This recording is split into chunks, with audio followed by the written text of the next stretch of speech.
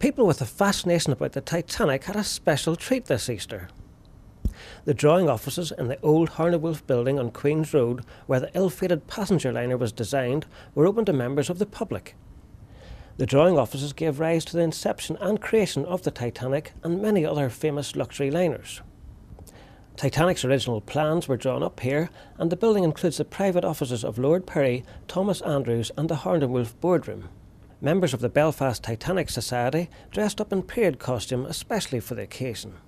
Well, I represent what a first-class passenger would have worn on board Titanic for walking about the decks, so generally just representing first class. And tell me a little bit about the history of the Society. The Society was formed in 1992 on the 80th anniversary of Titanic, of her leaving Belfast. And what happened was that when Ballard discovered the wreck in 87, there wasn't a Titanic Society in the home of her birth. So we set about forming a society, and it was formed in Lynn Hall Library on the 80th anniversary. And obviously it's something that you felt very strongly about. That, I mean, Titanic is a global brand, and Belfast really for years and years hadn't been doing anything about it. Very much so. I mean, my great-grandfather was a cabinet maker on board in the yard, and he helped in the woodwork on the ship. And it was always part of the family lore. And we have a chessboard that he made, allegedly from pieces of Titanic wood. So it was always there, but it wasn't until Ballard found what he thought, and we all thought at the time, was Titanic intact on the seabed. Now we now know that she wasn't intact, and that there is life down there that was able to eat away the wood and everything. But I was just struck at that point. What an amazing ship after all these years. So I started researching, getting into it, and it's just a never-ending story. And a ship of which we can be proud, whilst never forgetting that 1,500 people died.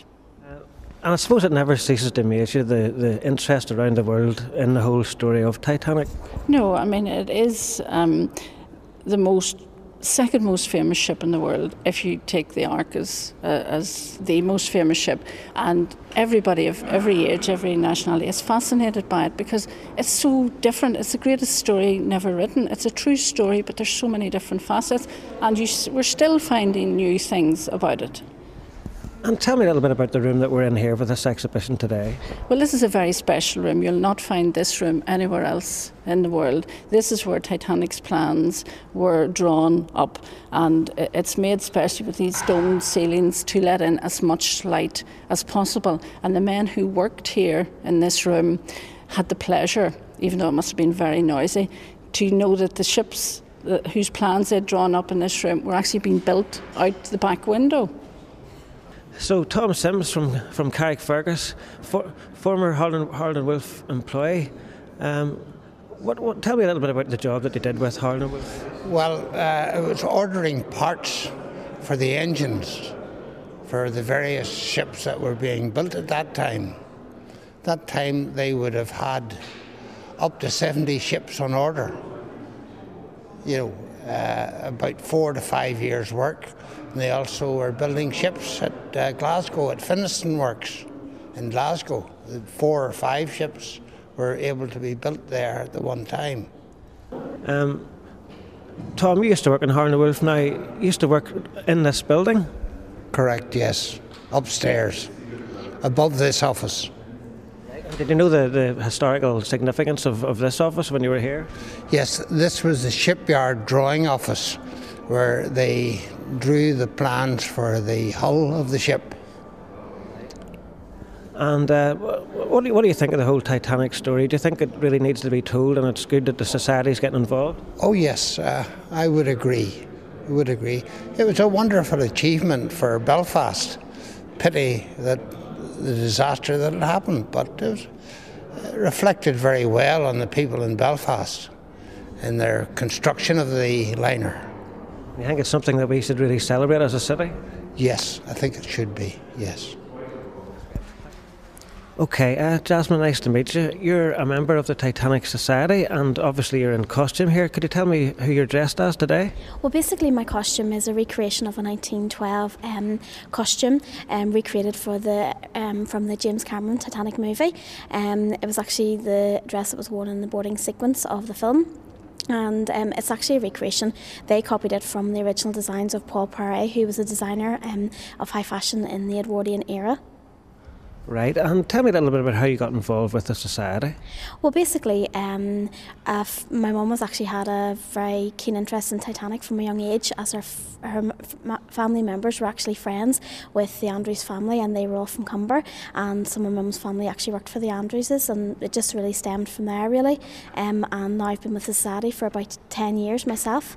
And I just find that it's just very interesting. We have monthly meetings, and it's just something really that it's always been a subject of interest in our family, and it's always been talked about, and it just really branched off from there. So. And of course, coming up to the centenary, a very busy time for the society. It is indeed a very busy time. We're actually, at the moment, we're having the Made in Belfast Festival, which is all in the drawing offices, and they're doing bus tours, and so it's a very busy time for us, and getting geared up for the 2012 basically. And basically our society, we don't actually commemorate Titanic, we celebrate the fact that it was actually built, and it was such an achievement for Belfast at that time. Roisin, what brought you along to the exhibition? I'm just fascinated by the Titanic and the history of it. I can remember watching the film of A Night to Remember when I was a child, and then seeing the newer film whenever it came out. And we went last year on the Nomadic, and it was really fascinating to actually be a part of living history, to actually go on it and imagine what it must have been like for people in those days on it. And I'm just fascinated by the whole story of it. And I think whenever you're from Belfast, that it's important to know about your roots and know what actually happened in the past. Something really that maybe they haven't been doing so much of in recent years, and now they're really starting to really celebrate the Titanic, even though it'll always be associated with a disaster. Well, the Titanic is what Belfast is probably most famous for, and all around the world people have heard about the Titanic, and it seems a real shame that for years and years here that there was nothing to show for it, nothing for people to go and see when visitors from the other side of the world came here, that they knew the story but there was nothing physically for them to go and look at. And I think it's important to have something there so that our heritage continues on, and that there's something for us to pass on to the younger generation as well. Two members of them here. Amy, what do you know about the Titanic? Well, I think it's really weird because it wouldn't really have been that famous if it hadn't have sank. Because, do you know what I mean? It's famous for its story of crashing into the iceberg, isn't it? That's right. But do you think it's something that really people should know more about? Yeah, it would be good if there was more stuff that didn't get destroyed, and because we obviously have to know more about it. But the bad thing about it is teachers always set you history courses about it. I know, you're always going to have history lessons, that's one problem. And young Jennifer, do you want to add something? Do you not like the dresses? The dresses are lovely, aren't they? Yeah. Do you see yourself wearing one of those? No. When you're a bit older? No. You tried on a big hat, didn't you? Yeah, so did I. I couldn't see myself wearing any dresses. Very good, well enjoy your day. Okay. Thank you. Thank you. And finally, a busy time obviously with the centenary coming up. What are some of the plans that you're already starting to work on for that? Well, the plans are to have the Titanic signature project completed. That means that this building, the whole of this building will be brought back to its former glory, and then out there will be an iconic building so that when visitors come to Belfast, we will tell them of the Titanic history of which we are so proud, and it's something that we want to tell the rest of the world. What happened to Titanic was a disaster. She was not.